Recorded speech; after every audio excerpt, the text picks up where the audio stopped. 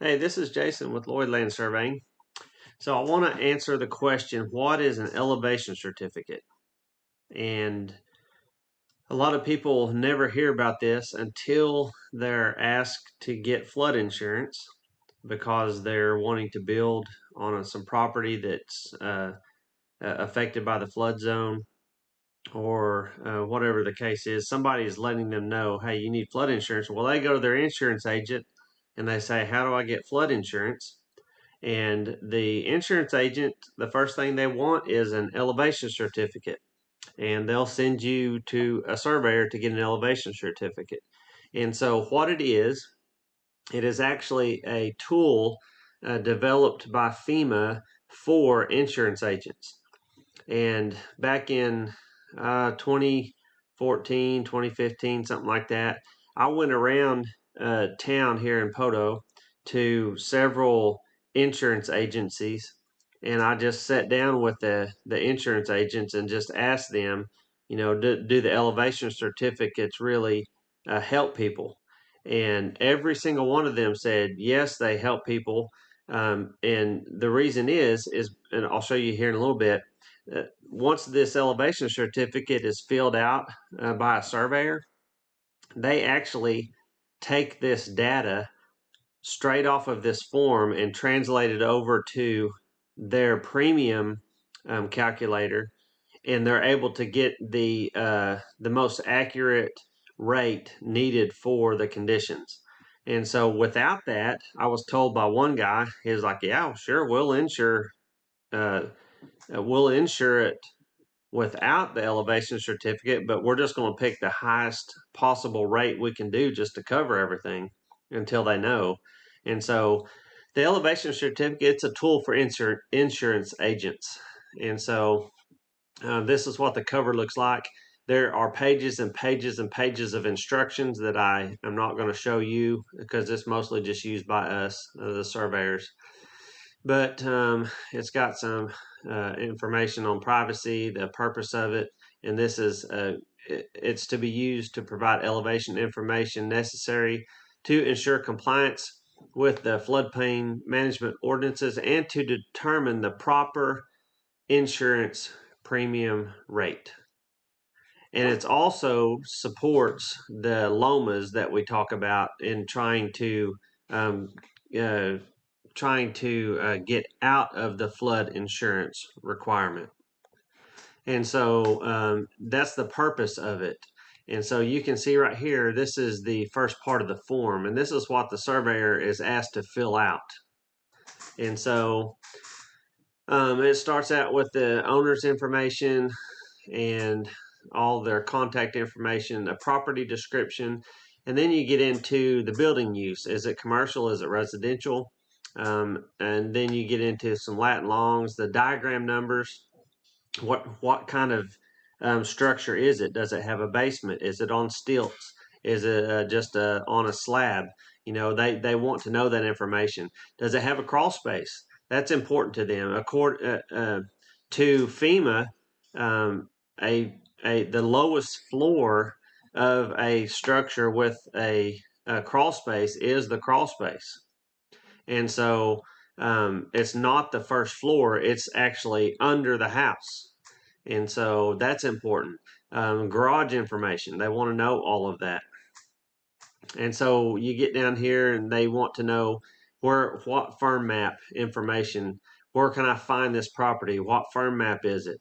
What flood zone is it? Does it have a base flood elevation or not? Um, and a lot of the flood zones in our area do not have an elevation to compare to, and so we can get those through the Corps of Engineers if we want to, if we need them for later stuff. But then you go on down here, and they want to know. A survey is required for this information here, but they want to know, what kind of is your vertical datum? Is it matching the firm map panel? So if we say, hey, this house, the ground around the house is at 500-foot sea level. Well, they want to know, where are you getting 500 foot from? Because if we say our flood zone is 415 feet, are you really that far above the flood zone. So they want to know all from the information from the surveyor. Are we talking about apples to apples here? And they want to know all that stuff. Now, I want you to look here because this is the important part. A lot of people think, well, my house is, that's never going to flood in my house because my house is, 6 foot above the ground. Well, what FEMA cares about is the floodwaters touching any part of your house.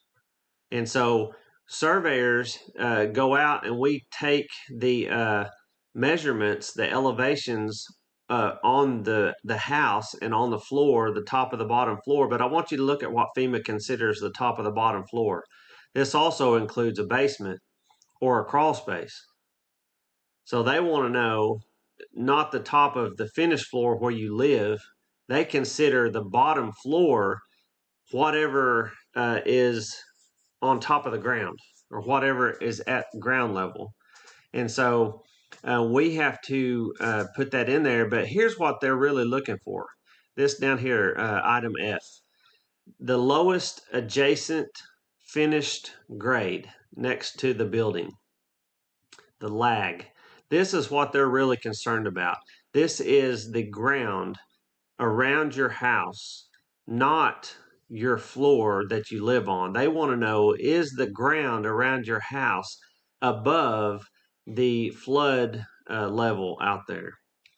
And so once we determine that number, if that number is lower than what they expect may have a 1% chance of flooding in 100 years, then they are not going to approve you to get out of flood insurance. But what it will do is all of these numbers here will get translated by your insurance agent and they will get you the most accurate premium needed for the conditions. And so there's the surveyor's certification down here. If you want to have, you're going to have some photos are going to have to be down here, building photographs, front and the back, 2 or more photos, and that kind of stuff. But you can see all of this stuff that needs to be filled out here in order to get you what you need for your insurance agent. That's how come these are so expensive. It's not like we can just sit down. We have to go do a field visit, and then we also have to spend all of the time to fill all this information in. And some of it goes pretty quick, but some of it we have to think about. And so, and sometimes we don't have all the information, so there's a little back and forth. But that's what an elevation certificate is. And anybody that has property affected by the flood zone is more than likely at some time going to have one of these. And so they're good for the insurance purposes, but also, if things work out to where you're able to get out of the insurance requirement, this is still going to be necessary. So it's money well spent in those circumstances. So anyway, that's what an elevation certificate is, and that's how it can help you move forward whenever you are affected by a flood zone. So I hope that helps you.